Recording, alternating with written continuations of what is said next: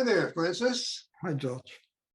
To determine whether consciousness is unlimited, you suggested that we experiment in the world by acting as if consciousness is in fact unlimited.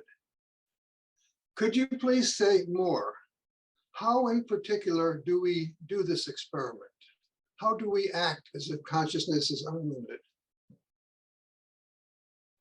Well, any action is either instinctive, impulsive, and we have really no control over it, like a car is rushing at us. We just jump sideways to avoid a collision. Or it is deliberate, meaning the decision comes after some thought, rational process. So usually the decisions we make in this case, they have two sources. One is egoism, meaning we defend our turf. And in order to balance this egoism, there are laws that put a limit to it, and there are moral, ethical rules that limit this egoism. And to the extent that we comply with these rules, right, society remains in a very relative state of harmony. Here, what I suggest is a little different is, instead of doing business as usual, which I have described, to take a new look at the situation from the impersonal perspective, which is that, for instance, in the case of a decision that involves other parties, other people, other human beings, and also society at large, to revisit the situation based on the assumption that we are all the same consciousness, that nobody is above anybody in that sense. There is no hierarchy, we are all the same. We are like branches on the same tree, on the same track. So if we try to poison another branch, the poison is going down this branch and back up to poison us. You know, that's the general idea. But if we make sure that the well-being of the branch we are, or allegedly are, this human body mind, is compatible with the well-being of all the other branches, as all of the tree as a whole, you know, we may make different decisions. There are many cases in which the decision is the same in both cases. But there are other cases in which we will act differently, we will decide differently. And these are the test cases. That's where we test the consciousness the unlimited consciousness hypothesis, if you will. These are the cases. So that's just an example I gave you in the case where we have to make a decision in a situation which involves various parties, including this body-mind we call George or Francis. So there are other cases in which the situation we are facing is not really people, it's less personal, if you will. It's a situation in the world or a situation in our body. You see, it can be a medical situation, it can be an act of God in the world, it can be a situation with our activities, and again, how do we face this situation? Do we face that from a vantage point that I am this isolated fragment of reality, which is, and the rest of reality being viewed as hostile, as the enemy, you see?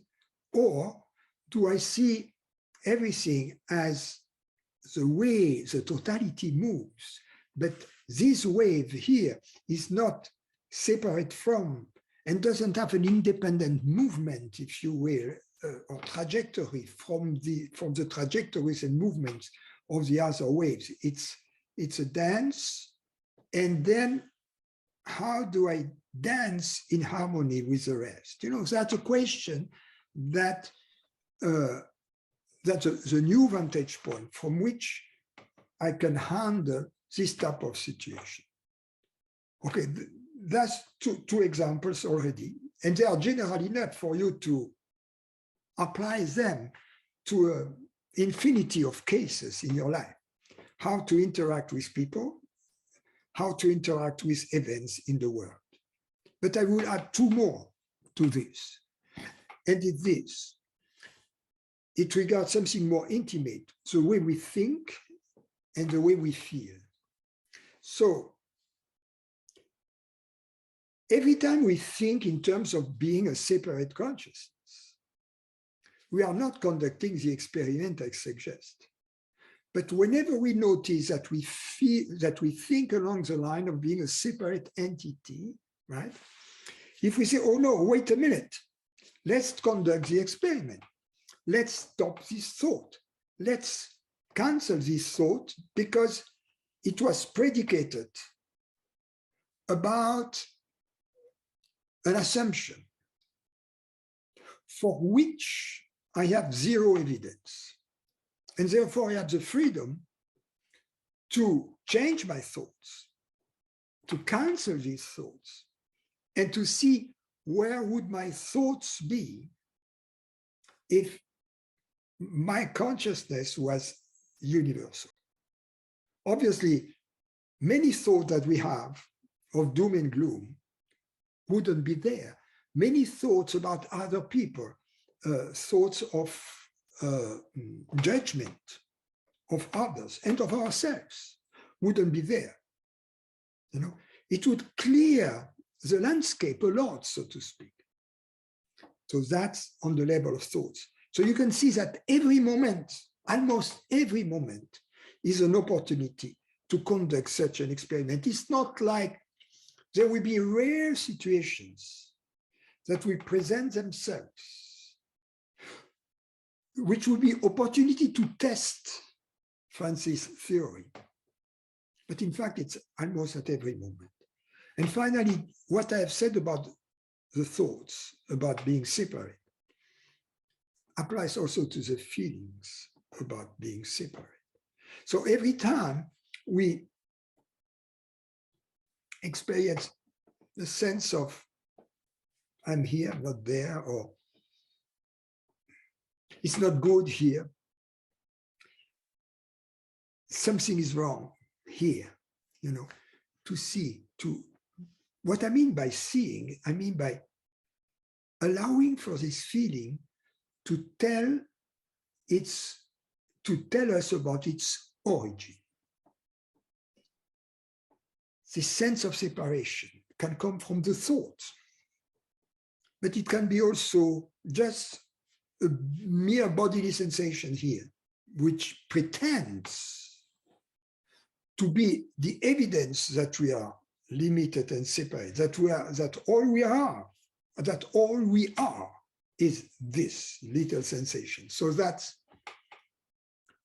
these are the four, if you will, fields of application of this theory about experimenting in reverse order: interaction with people, interaction with the world as large, the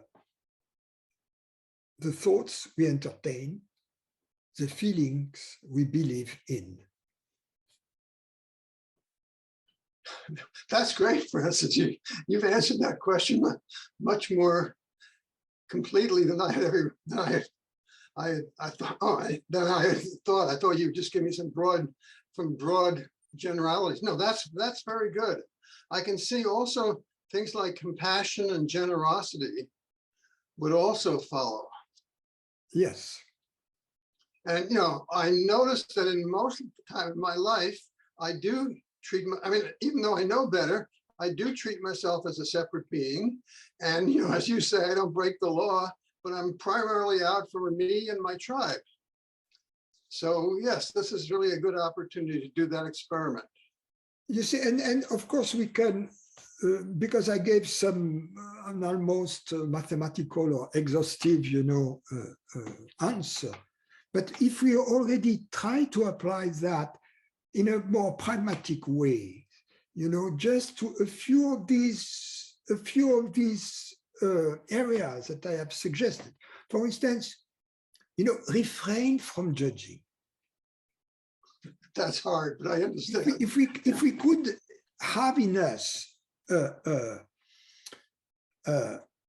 switch on a judgment detector, that every time we judge ourselves or anybody else as being better or worse, it cuts 4 ways, right? I'm better than them, or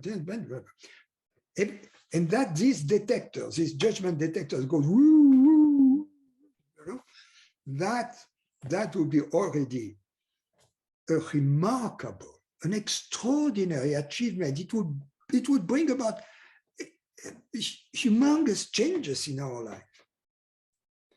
But I'll go look up. People love so much.